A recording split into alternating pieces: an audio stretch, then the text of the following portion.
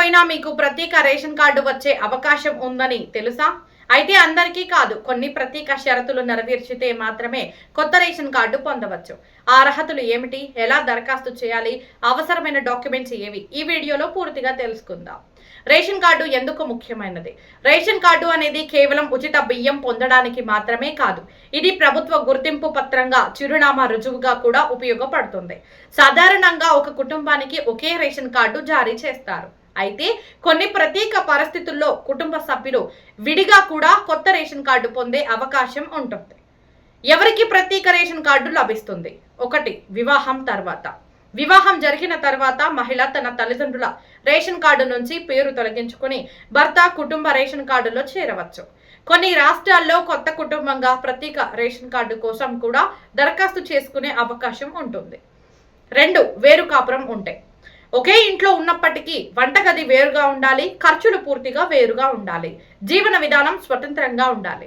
ఇలాంటి పరిస్థితుల్లో భార్యాభర్తలు తమ పిల్లలతో కలిసి కొత్త కుటుంబంగా ప్రత్యేక రేషన్ కార్డు కోసం దరఖాస్తు చేసుకోవచ్చు.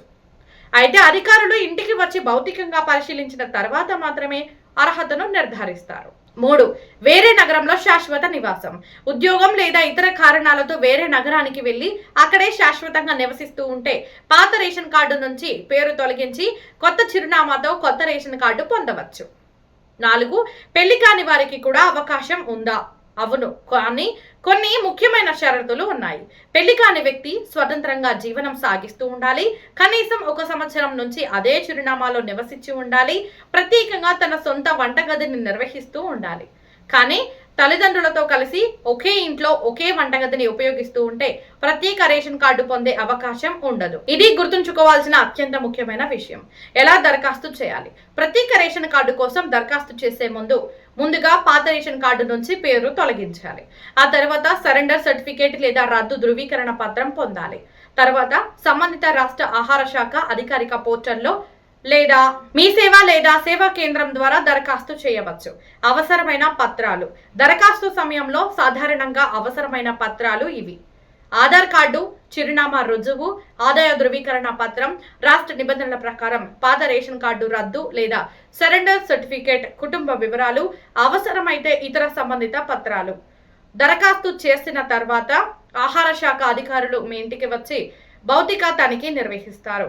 మీరు అన్ని అర్హతలు పూర్తి చేస్తే కొత్త రేషన్ కార్డు జారీ చేస్తారు. అయితే ఒక విషయం గుర్తుంచుకోండి, రేషన్ కార్డు నిబంధనలు రాష్ట్రానికో రాష్ట్రం మారుతుంటాయి. కాబట్టి మీరు నివసిస్తున్న రాష్ట్ర ఆహార శాఖ మార్గదర్శకాలను తప్పకుండా పరిశీలించి దరఖాస్తు చేయండి. ఈ సమాచారం మీకు ఉపయోగపడితే వీడియోకు ఒక లైక్ చేయండి. ఇలాంటి ప్రభుత్వ పథకాలు, ఉద్యోగాలు, తాజా అప్డేట్స్ కోసం DIR ఫోకస్ ఛానల్ను ఇప్పుడే సబ్స్క్రైబ్ చేయండి. ఈ వీడియోను మీ కుటుంబ సభ్యులు, స్నేహితులతో కూడా షేర్ చేయండి. ధన్యవాదాలు. మళ్ళీ మరో ఉపయోగకరమైన వీడియోలో కలుద్దాం.